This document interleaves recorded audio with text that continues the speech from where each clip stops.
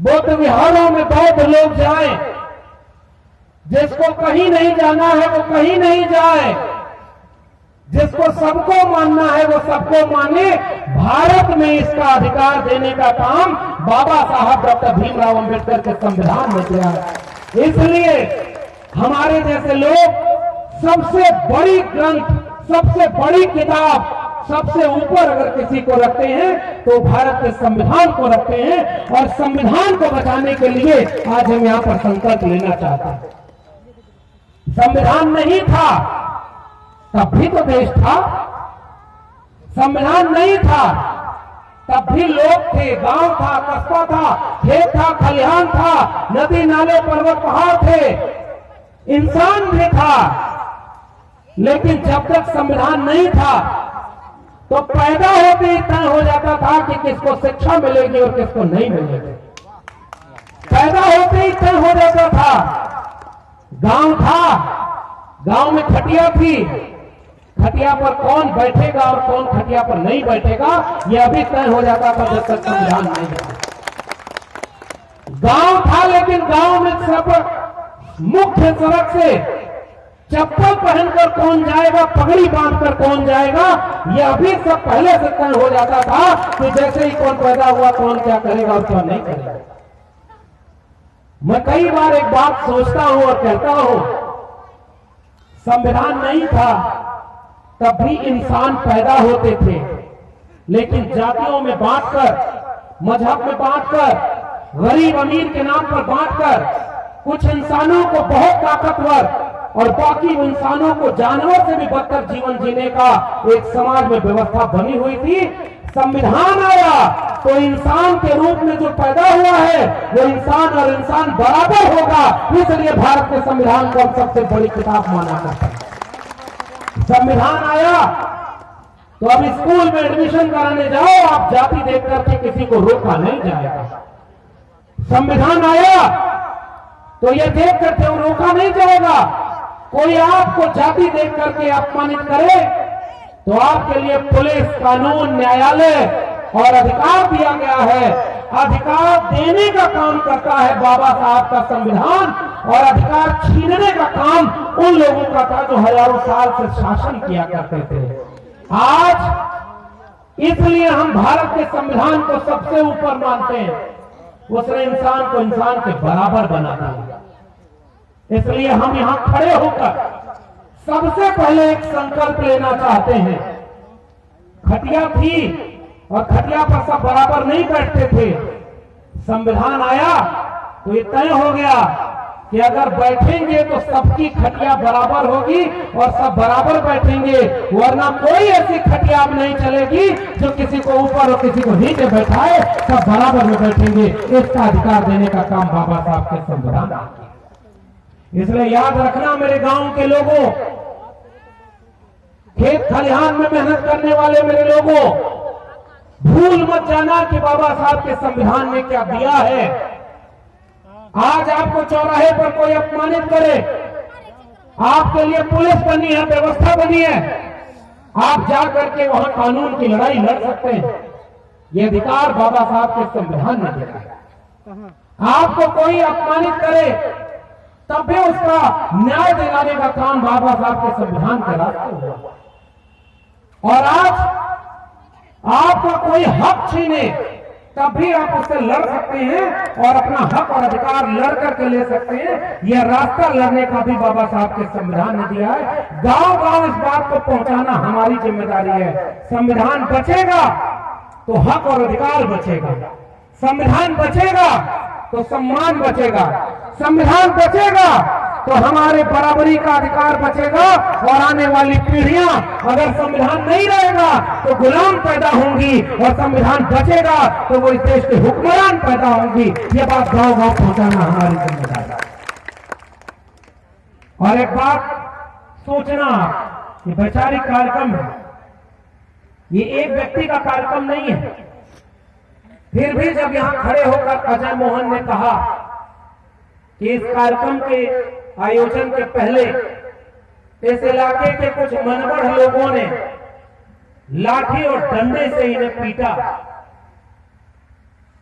मैं ये सुन के जान के आज सोचता हूं कि संविधान के 75 साल मनाए जा रहे हैं और उत्तर प्रदेश के इलाहाबाद के एक गांव और एक ब्लॉक में समाज के लिए काम करने वाले अजय मोहन कुशवाहा को कोई लाठी डंडे से पीटे।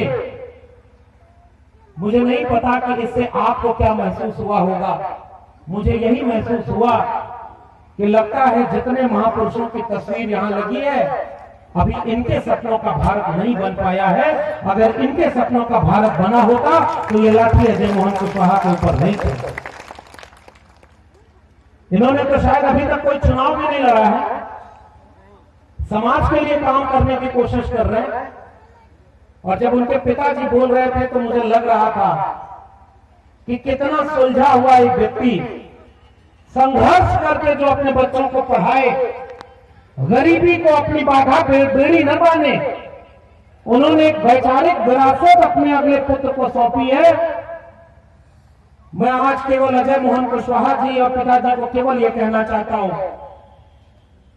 कि हमारे जितने महापुरुषों की तस्वीर लगी और हमारे हजारों साल के जितने पुराने महापुरुष रहे, ऐसी जाने कितने कुर्बानी, ऐसा जाने कितने संघर्ष करना पड़ा, बहुत अपमान सहना पड़ा, बहुत जलील होना पड़ा, बहुत अधिकार छीने गए। इनमें से कोई भी न डरने वाला था न झुकने वाला था, अब अधिकार के लिए लड़ने वाले लोग थे।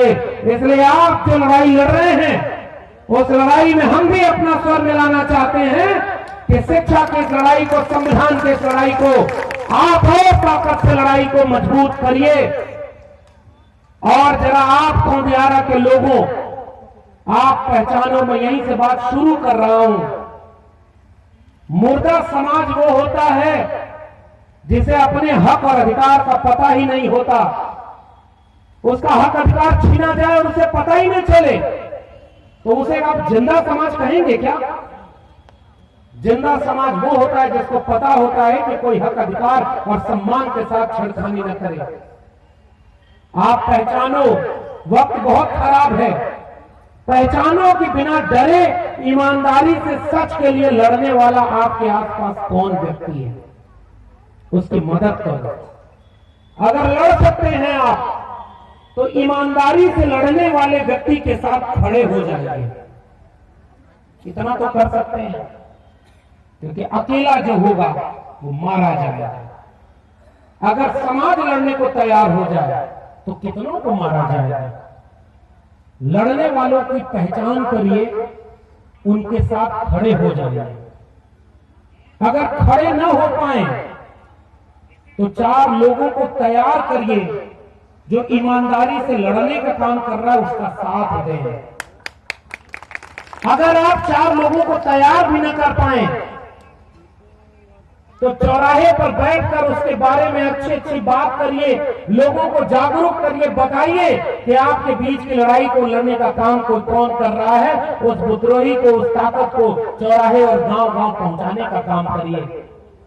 अगर ये भी न कर पाए, आर्थिक मदद करिए, लड़ने वालों को कमजोर मत पड़ने दीजिए। ये मेरा निवेदन और फॉर्मूला देकर जा रहा हूं। इन चारों काम में से अगर एक भी काम मत कर पाओ तो किसी लड़ने वाले का विरोध मत करना। सबसे बड़ा काम ये आपके लिए हो जाएगा, क्योंकि लड़ने वालों का विरोध सबसे पहले घर से होगा। हम साथ तो दे नहीं पाते। आजकल सब चाहते हैं भगत सिंह पैदा हो, अंबेडकर पैदा हो, हमारे घर में नहीं, पड़ोसी के घर में पैदा हो। हमारा बेटा बेटी तो अच्छी शिक्षा पाकर के अच्छी नौकरी पाए और अच्छी जगह पर चले जाए, और लड़ाई लड़ने का काम कौन करेगा? मैं तो 14 साल प्रोफेसर रहा और आज नौकरी नहीं है, इसका अफसोस नहीं है। हमने तो अपने किताब में लिखा, मेरे लहजे में जी हजूर न था और कोई मेरा कसूर न था। जी हजूरी नहीं थी और आज आपके बीच में खड़े हैं। नौकरी छीनी जा सकती है, लेकिन विचारधारा और आत्मविश्वास छीना नहीं जा सकता, क्योंकि ये किसी ने दिया नहीं है। हमने संघर्षों से इसे अर्जित किया है। इसको कोई ताकत छीन नहीं सकती और इसको आपको गुलाम नहीं बना सकती। उन लोगों को लगा था कि नौकरी से निकाल देंगे तो डर जाएगा, चुप हो जाएगा।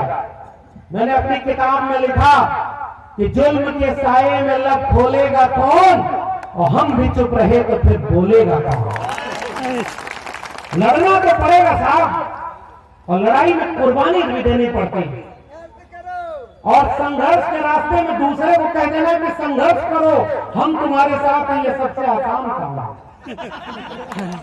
भाषण देने के लिए मंच पर लगाओ माइक, डॉक्टर लक्ष्मण यादव को बुलाओ और बढ़िया बढ़िया उनसे बात कहाओ, बाद में वो जाए उनके ऊपर मुकदमा हो, आपका क्या जाता है। आजकल मैं जाता हूं तो लोग कहते हैं और बोलिए, और खुलकर बोलिए, नाम लेके बोलिए। हम कहते हैं हाँ, क्योंकि हमारा ही जो नुकसान हो वो हो, आपका क्या नुकसान होगा, आपको ताली बजा के चले।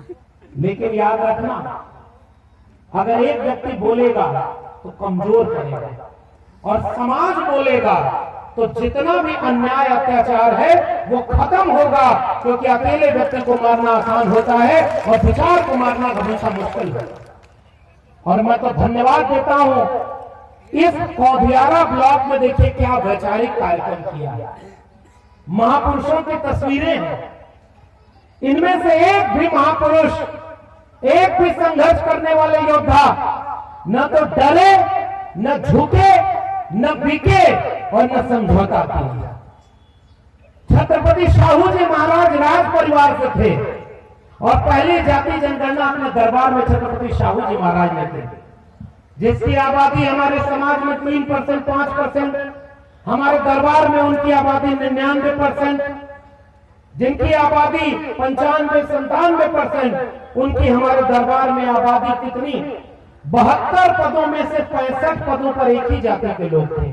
छत्रपति शाहू जी महाराज के दरबार में पहली जाति जनगणना उन्होंने इस तरह से सार्वजनिक करा करके आरक्षण लागू किया 26 जुलाई 1902, और उन्होंने कहा कि 50% आरक्षण गैर सवर्ण बिरादरियों को मिलेगा। और छत्रपति शाहू जी महाराज ने राजा होने का फर्ज निभाते हुए आरक्षण उन वंचितों, शोषितों को अपने दरबार, अपने राज्य में देकर के एक नए भारत का ख्वाब रचा था। इसलिए हम छत्रपति शाहू जी महाराज को अपना वैचारिक नायक मानते हैं। एक दूसरे राजा थे, राजा कौन होता है, राजा की पहचान देखिए, छत्रपति शिवाजी महाराज। उनकी जाति देकर के कहा गया, तलवार के दम में जिसमें दम हो वो राजा है उस जमाने में। लेकिन छत्रपति शिवाजी महाराज का राज तिलक नहीं किया गया। इतिहास पढ़ा है कि नहीं आप लोगों ने? राज तिलक करने के लिए बाहर से दूसरे व्यक्ति को भेजा गया, और वो व्यक्ति भी कैसे राज तिलक करता है, जरा इतिहास उसका पढ़ना।